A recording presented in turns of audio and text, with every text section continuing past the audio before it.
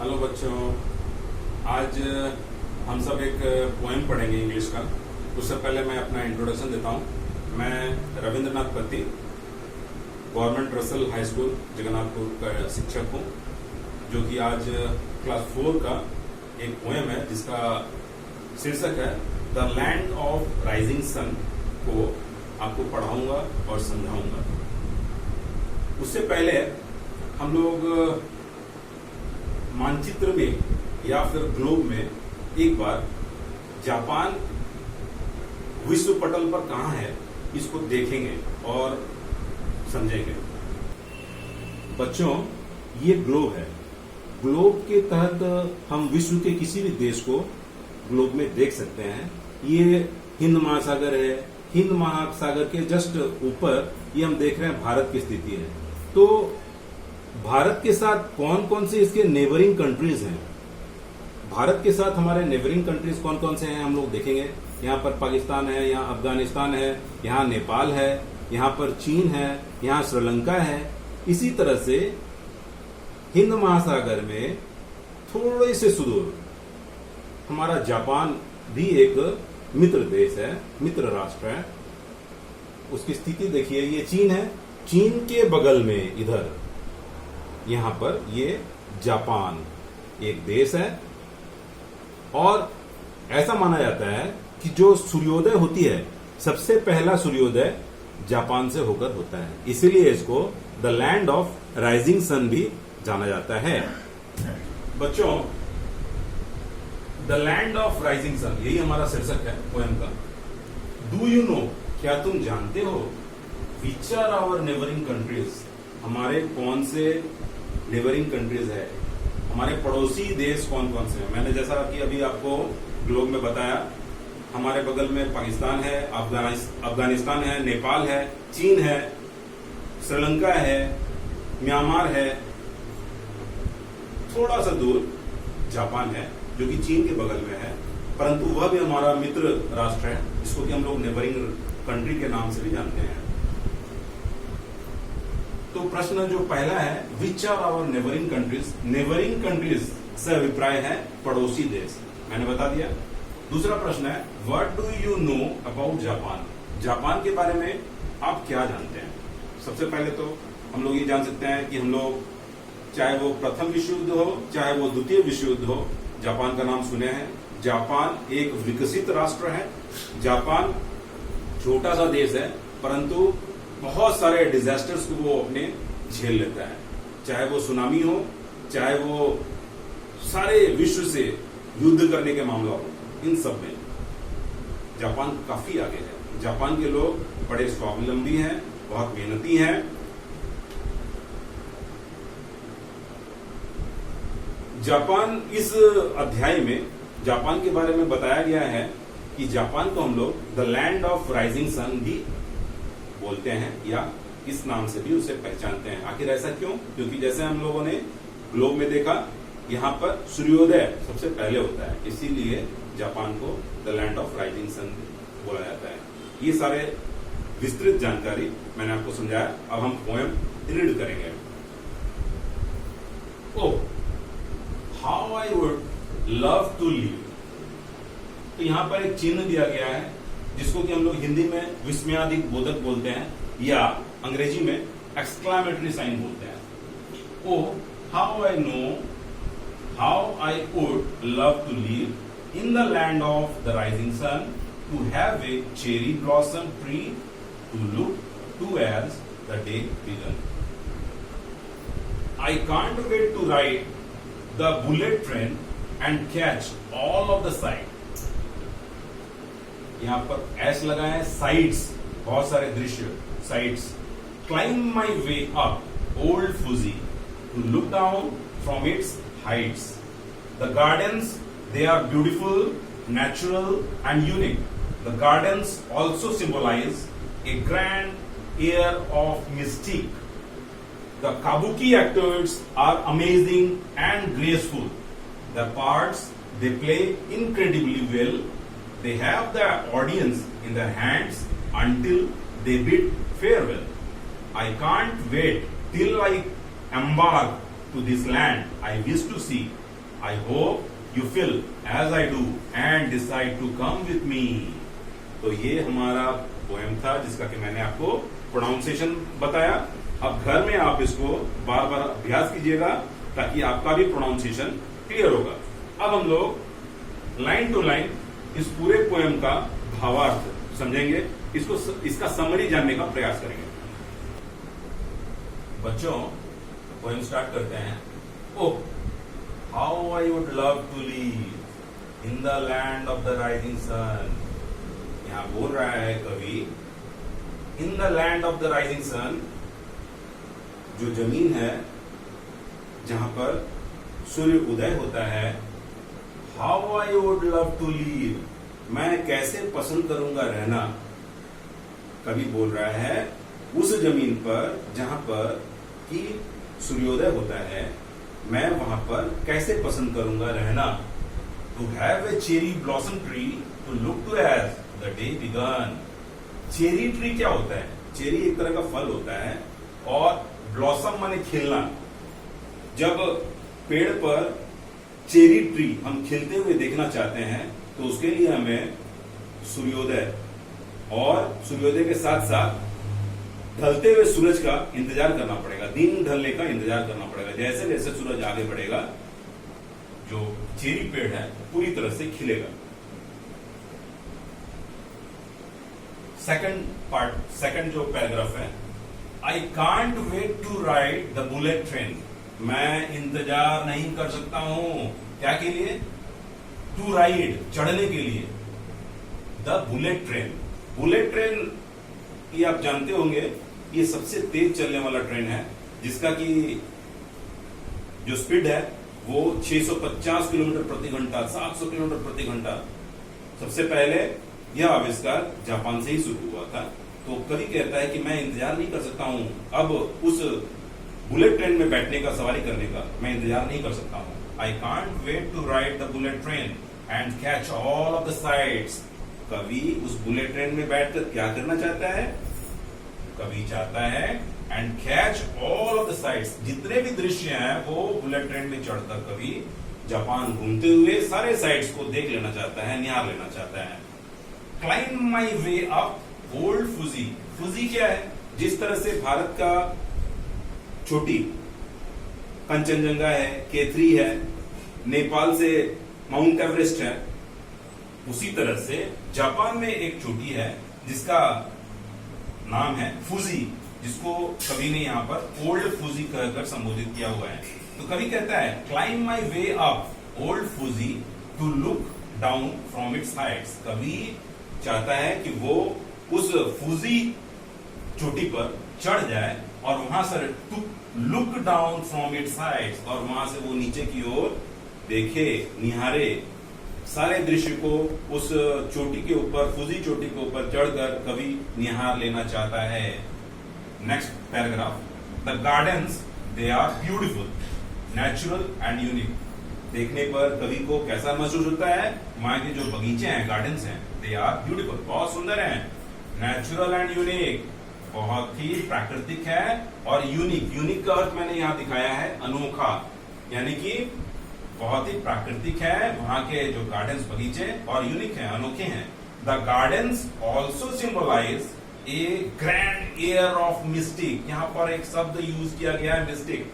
आप क्लास 4 में पढ़ते हैं, शायद आप इस शब्द को नहीं समझ पाएंगे, इसलिए मैंने मिस्टिक का अर्थ यहाँ लिखा है रहस्यवादी। ये शब्द मिस्ट्री से लिया गया है, मिस्टिक।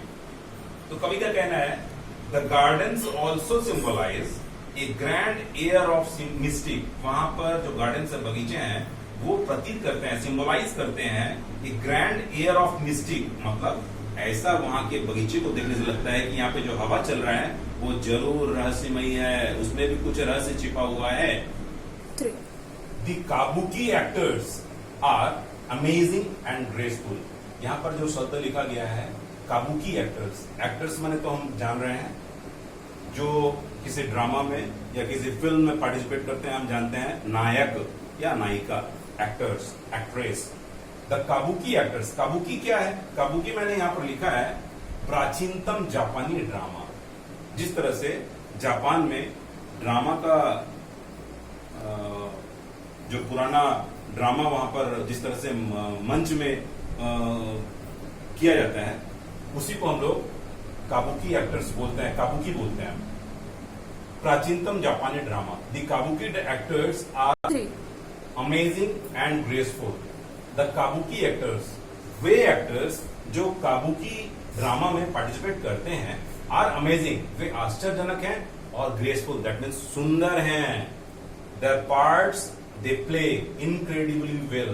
वे जो पार्ट वहां उस ड्रामा में प्ले करते हैं वो बहुत ही अच्छी तरह से पार्टिसिपेट करते हैं और प्ले करते हैं। दे have the audience in their hands until they did farewell. जब तक उनका अंतिम वो पार्टिसिपेशन करते हैं, जब तक वो करते रहते हैं ड्रामा में पार्टिसिपेशन, तब तक उनको ऑडियंस की कोई कमी नहीं होती है, क्योंकि वो बहुत ही अच्छी तरीके से काबुकी ड्रामा को करते हैं, अमेजिंग ढंग से और ग्रेसफुल ढंग से। इसीलिए the parts they play incredibly well, they have the audience in their hands until they bid farewell. अंतिम दो लाइन है, दो पंक्तियां हैं। I can't wait till I embark to this land, I wish to see. यहां कवि बोल रहा है, मैं आई विश, मैं आशा करता हूं, मैं इच्छा करता हूं, टू सी, देखना। क्या देखना पसंद करता हूं, इच्छा करता हूं। I can't wait till I embark, मैं इंतजार नहीं कर सकता, टिल आई एम्बार्क, जब तक कि मैं शुरुआत ना करूं, to this land I wish to see, इस भूमि को जिसे कि मैं देखना चाहता हूं, निहारना चाहता हूं। I hope you feel as I do, मैं उम्मीद करता हूं कि तुम भी वही महसूस कर रहे होगे जैसा मैं महसूस करता हूं। And decide to come with me, और तुम निर्णय ले लिए होगे कि तुम्हें भी मेरे साथ आना है और इस भूमि को देखना है, जिसको कि हम लोग the land of rising sun के नाम से जानते हैं। अतः कवि जो शुरुआत किया था कवि ने कि oh I would love to live in the land of the rising sun, तो कवि कहता है कि किस तरह से मैं इस धरती पर रहना पसंद करूंगा, जीना पसंद करूंगा, जिस धरती पर क्या हुआ है, in the land of the rising sun, जहां पर सूरज उदय होता है, जहां पर सबसे पहला सूर्योदय होता है, उस धरती पर वो कैसा रहना पसंद करेगा। इसी को इंट्रोडक्शन में कवि लेके चला और अंत में पहुंचा, I hope you feel as I do and decide to come with me. आपको भी मेरे साथ उस धरती पर रहना पसंद होगा जिस धरती पर सबसे पहले सूर्योदय होता है। और इस तरह से ये कविता हम लोग पढ़ लिए, उसका अर्थ जान लिए। अब हम लोग कुछ डिफिकल्ट वर्ड्स हैं इनमें से, उन पर फोकस करेंगे। डिफिकल्ट वर्ड्स, यहाँ पर मीनिंग इन हिंदी, हिंदी में अर्थ लिखा गया है, आप ध्यान दोगे। स्पेलिंग है, पहला है यूनिक, UNIQUE। हम इसको इस तरह बोल सकते हैं वाक्य में, every person is unique in his own style. इसको वाक्य में मैं बोला, शायद ये डिफिकल्ट होगा, इसका मीनिंग मैं बताता हूँ। यूनिक का अर्थ है अनोखा। दूसरा शब्द है काबुकी, KABUKI। यहाँ पर मैंने लिखा है प्राचीनतम जापानी ड्रामा, उसको हम लोग काबुकी के नाम से जानते हैं। एम्बार्क, प्रारंभ करना, EMBARK। चौथा है बुलेट, BULLET।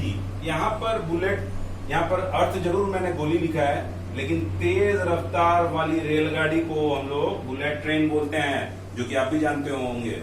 तो जापान को हम लोग अगर किसी और नाम से जानते हैं तो बुलेट ट्रेन का नाम जैसे ही आता है हमारे जहन में, हम जानते हैं कि जरूर जापान है, क्योंकि जापान में बुलेट ट्रेन का आविष्कार किया गया था।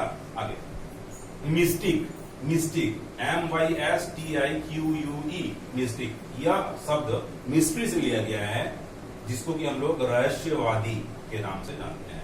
इनक्रेडिबल, INCREDIBLE, इनक्रेडिबल, इसको हम लोग अविश्वसनीय कहते हैं। डिसाइड, डिसाइड का अर्थ है निर्णय करना। ऑडियंस, AUDIENCE, ऑडियंस, दर्शक। ब्लॉसम, BLOSSOM, पहला पंक्ति जो था यहाँ पर पहला पैराग्राफ में तीसरा पंक्ति, ब्लॉसम। ब्लॉसम का अर्थ है खिलना।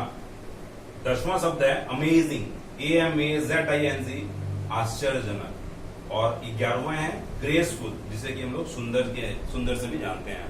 तो इस तरह से ये पूरा पोएम हम लोगों ने पढ़ा और इसके जो डिफिकल्ट वर्ड्स हैं हम लोगों ने इसका अर्थ जाना। अब हम लोग सेकंड पार्ट में इसके प्रश्न उत्तर करेंगे। बच्चों, फर्स्ट पार्ट में आंसर दीज क्वेश्चंस ए के अंतर्गत आ रहा है, यानी कि इन प्रश्नों का उत्तर दें। पहला प्रश्न है, what is Japan known as? Japan को किस नाम से जानते हैं? What is Japan known as? Answer है, Japan is known as the land of rising sun. Japan को हम लोग rising sun, land of the rising sun के नाम से जानते हैं, यानी कि जापान उस भूमि का नाम है जिससे होकर सूर्य सबसे पहले सूर्योदय होता है। Japan is known as the land of rising sun. दूसरा प्रश्न है, name the famous train of Japan. उस ट्रेन का नाम बताइए जो कि काफी प्रसिद्ध है जापान में। जैसा कि मैंने जब पोएम पढ़ाया था आपको बताया था एक शब्द के बारे में, इसका नाम था बुलेट, जिसको कि हम लोग गोली के नाम से भी जानते हैं, और दूसरा अर्थ था उस तेज रफ्तार की ट्रेन। तो उस ट्रेन का नाम क्या है? बुलेट ट्रेन, जिसे कि हम लोग जापान में बुलेट ट्रेन के नाम से जानते हैं। तीसरा प्रश्न है, how are the gardens of Japan? कैसे हैं जापान के जो गार्डन्स हैं वो कैसे हैं? तो उसका उत्तर है, the gardens of Japan are beautiful, यानी कि सुंदर है, नेचुरल प्राकृतिक है, और यूनिक दैट इज अनोखा, अनोखा है। तो the gardens of Japan are beautiful, natural and unique. चौथा प्रश्न है, how are the Kabuki actors? कैसे हैं काबुकी एक्टर्स जो वहां पे जापानी ड्रामा प्रस्तुत करते हैं, वो कैसे हैं? The Kabuki actors are amazing, आश्चर्यजनक, एंड ग्रेसफुल, सुंदर है, यानी कि the Kabuki actors are amazing and graceful. पांचवा प्रश्न है, which country would you like to visit? Why? प्रश्न उठता है कि आप कौन से देश का भ्रमण करना पसंद करेंगे और क्यों? सबके अलग अलग राय हो सकते हैं। मेरे राय में मैं जापान विजिट करना पसंद करूंगा। क्यों? व्हाई? क्योंकि जापान को the land of rising sun के नाम से जाना जाता है, तो मैं वहां जाकर ये देखना चाहूंगा कि वहां से सूर्योदय कैसा होता है, कैसा दिखता है सूर्य। तो इसीलिए इसका उत्तर है, I would like to visit Japan because it is known as the land of rising sun. इसमें आप सबों का उत्तर अलग अलग हो सकता है। कोई हमारे देश के अलग अलग राज्यों को भ्रमण करना चाहेगा, कोई अमेरिका जाना चाहेगा, कोई न्यूजीलैंड जाना चाहेगा, कोई ऑस्ट्रेलिया जाना चाहेगा, और प्रत्येक व्यक्ति का अपना भिन्न कारण होगा। तो मेरे विचार से मैंने इसे लिखा है। अगर आप अपने विचार से कुछ और उत्तर देना चाहते हैं तो आप दे सकते हैं। अब हम लोग दूसरे पार्ट में जाएंगे, बी पार्ट में। बच्चों, पार्ट बी में प्रश्न दिया है, match the rhyming words from column A with column B. Rhyming words क्या है? राइमिंग वर्ड्स जैसे एक शब्द हम लेते हैं कैट, CAT कैट, इसका राइमिंग हो गया BAT बैट। उसी तरह से CAR कार, WAR वार। अंत जो होता है, शब्द का अंत जो अंतिम जो अल्फाबेट है वो उससे मिलता है, इसे ही राइमिंग वर्ड बोलते हैं। उसका शब्द का आवाज एक जैसा निकलता है। तो इसी तरह से यहाँ पर ग्रुप ए में कुछ शब्द दिए हैं, ग्रुप बी में कुछ शब्द दिए हैं। तो इसका कहना है, जैसे पहला शब्द है सन, यहाँ पर देखते हैं ये प्रोनाउंसिएशन सन जो मैंने किया उससे कौन मिलता जुलता राइमिंग वर्ड है? तो सन से मिलता जुलता है बिगन। हम लोग इसको मिला देंगे, सन बिगन। UN लास्ट में, इसमें भी UN है। प्रोनाउंसिएशन के साथ राइमिंग वर्ड्स का जो लास्ट है मैच करता है, मिलता है। अब दूसरा है यूनिक। यूनिक, इसमें देखिए मिस्टिक, ये मिलता है, मिस्टिक, QUE। उसी तरह से साइड्स, साइड्स में हम लोग चल जाएंगे। देखिए हालांकि स्पेलिंग नहीं मिल रहा है, SITES, यहाँ पर S तो मिल रहा है लेकिन HEIGSTS, लेकिन प्रोनाउंसिएशन जब करते हैं उसका अंतिम शब्द जो है, अंतिम अल्फाबेट जो है, उसका आवाज बिल्कुल मिलता जुलता है। जैसे साइड्स, साइड्स का हो गया हाइट्स, और लास्ट है वेल। वेल का क्या हो जाएगा? फेयरवेल। Well, farewell. इस तरह से ये राइमिंग वर्ड्स का जो मैचिंग था मैंने कर दिया। अब तीसरा पार्ट हम लोग डील करेंगे। सी पार्ट में फिल इन द ब्लैंक्स। पहला है, the gardens in Japan are beautiful, natural and unique. यहाँ डैश दिया हुआ था, खाली जगह दिया हुआ था, उसमें मैंने भरा है। Beautiful, natural and unique. दूसरा है I would love to climb dash mountain. यहां पर होगा ओल्ड फुजी माउंटेन, मैंने बताया था पोएम जब एक्सप्लेन किया था। तीसरा है the Kabuki actors are dash and dash, यहां पर हो जाएगा अमेजिंग एंड ग्रेसफुल। चौथा है I can't wait to ride the dash train. उस ट्रेन का नाम मैंने बताया था, बहुत तेज रफ्तार से चलता है, उसको बुलेट ट्रेन बोलते हैं। पांचवा हिस्सा है I can't wait till I dash, embark, शुरुआत करना, प्रारंभ करना। आई कांट वेट, मैं इंतजार नहीं कर सकता हूं जब तक कि मैं शुरुआत ना कर लूं। I can't wait till I embark. ये हो गया हमारा सी पोर्शन खत्म हो गया। अब डी पोर्शन, इसमें प्रश्न दिया very arrange the jumbled words. यहाँ पर कुछ ऐसे अल्फाबेट्स दे के एक शब्द लिखा हुआ है जो कि उलट पुलट कर लिखा हुआ है, उसको उन अल्फाबेट्स का यूज करते हुए हमें एक मीनिंगफुल शब्द बनाना है। पहला है PAJAN, इससे क्या बनेगा? इससे हम लोग देश का नाम, जो नेबरिंग कंट्री हम लोग पढ़े थे, क्या था? Japan, JAPAN। दूसरा है LOSBSOM, इस पे गौर कीजिएगा, ये जो आपकी किताब दिया हुआ है उसमें SS नहीं लिखा हुआ है, वहां पर O लिखा हुआ है। उस जगह पर मैंने करेक्शन कर दिया है, आप भी करेक्शन कर लेंगे। यहाँ पर हो जाएगा, ये शब्द हो जाएगा इससे ब्लॉसम, BLOSSOM। और तीसरा है EOVL, इससे क्या मीनिंगफुल शब्द बनेगा? LOVE। इधर आ जाइए चौथा में LBLUTE, इससे हम क्या मीनिंगफुल वर्ड बनाएंगे? बुलेट बनाएंगे, BULLET। पांचवा है NIUQUE, इससे हम लोग शब्द बनाएंगे यूनिक। छठा है BKAUIK,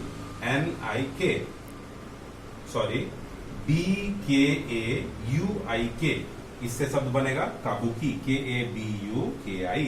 इस तरह से ये पोर्शन भी समाप्त हुआ। और इस तरह से हम लोग लैंड ऑफ राइजिंग सन, इस पार्ट को हम लोगों ने प्रोनाउंसिएशन सीखा, रेसिटेशन सीखा, मीनिंग देखा, समरी जाना। पोएम समझने के पश्चात हम लोगों ने जितने डिफिकल्ट वर्ड्स थे उनको डील किया, उनका मीनिंग हिंदी में जाना। तत्पश्चात हम लोगों ने प्रश्न उत्तर किए, फिल इन द ब्लैंक्स किए, जम्बल्ड वर्ड्स किया, और इस तरह से ये पार्ट हम लोगों का समाप्त हुआ। अब बच्चों, आपकी बारी है, आप घर में इसको अच्छे से तैयारी करिए। इस चैप्टर का मैं आपसे हाल फिलहाल टेस्ट लूंगा, आप तैयारी कीजिए। Thank you.